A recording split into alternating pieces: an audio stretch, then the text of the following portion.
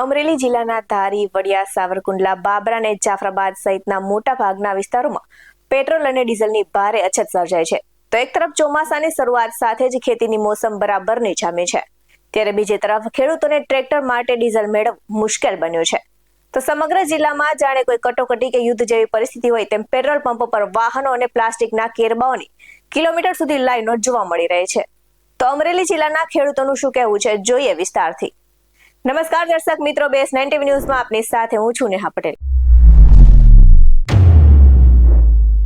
અમરેલી જિલ્લાના ધારી અને વડિયા પંથકમાં વહેલી સવારથી જ પેટ્રોલ પંપો પર અફરાતફરીનો માહોલ જોવા મળ્યો છે. તો ચોમાસાના આગોતરા આયોજન અને વાવણીની સિઝન ટાણે જ ડીઝલની અછત વર્તાતા જગતનો તાત ધક્કે ચડ્યો છે. તો વડિયા ગામમાં તો ટ્રેક્ટરો અને કેન લઈને કિલોમીટર સુધી લાંબી લાઈનો લાગે છે. ત્યારે ફક્ત વડિયા જ નહીં પરંતુ આસપાસના અનેક ગામોના ખેડૂતો અહીંયા ડીઝલ માટે દોડધામ કરી રહ્યા છે.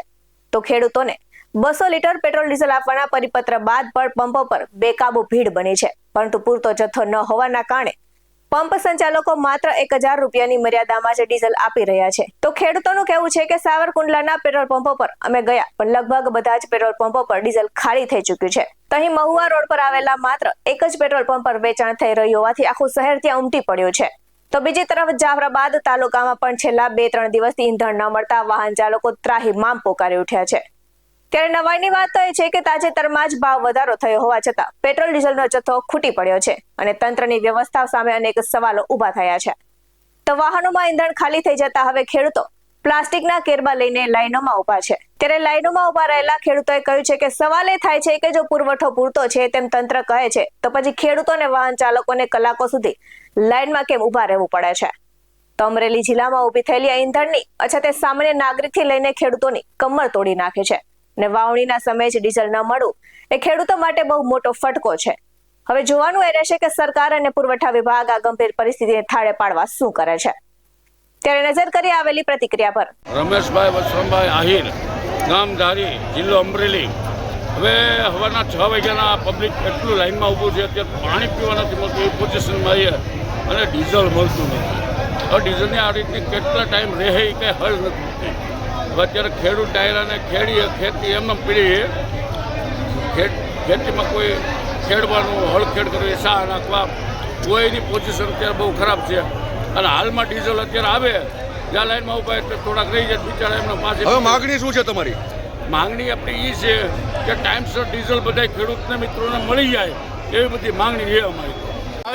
હર્ષભાઈ, આ પંપે આવ્યા છો તમે? હા. શું લેવા? ડીઝલ લેવા. શું માંગણી છે તમારી? ડીઝલ સમયસર મળી રહે. કયું ગામ તમારું? એવડા. આખું નામ? હર્ષભાઈ રામભાઈ વસોયા. કેટલા લોકો છે? 8 છે, હજારો લોકો છે. હવે મુખ્ય માગણી શું છે તમારી? ડીઝલ સમયસર મળી રહે. ખેડૂતો માટે સમયસર ડીઝલ મળે. હા. વિઠ્ઠલભાઈ કરમસિંહભાઈ વાડકરિયા. શું માંગણી છે તમારી? ડીઝલ સમયસર ખેડૂતને મળે. કેટલા વાગ્યાના ઊભા છો? સવારે લગભગ 6 વાગ્યાના. વારો આવ્યો નથી આવ્યો. અહીં નામ ઓલા વાટ જોઈને બેઠા છે. હવે મુખ્ય માગણી જે છે કે ડીઝલ સમયસર મળે. સમયસર મળે. ખેતી કામ અત્યારે બધું અટકી રહ્યું છે. કયું ગામ તમારું? ધારી પ્રેમપરા. શું નામ તમારું?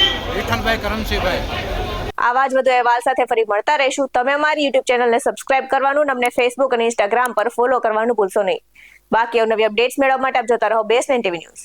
નમસ્કાર.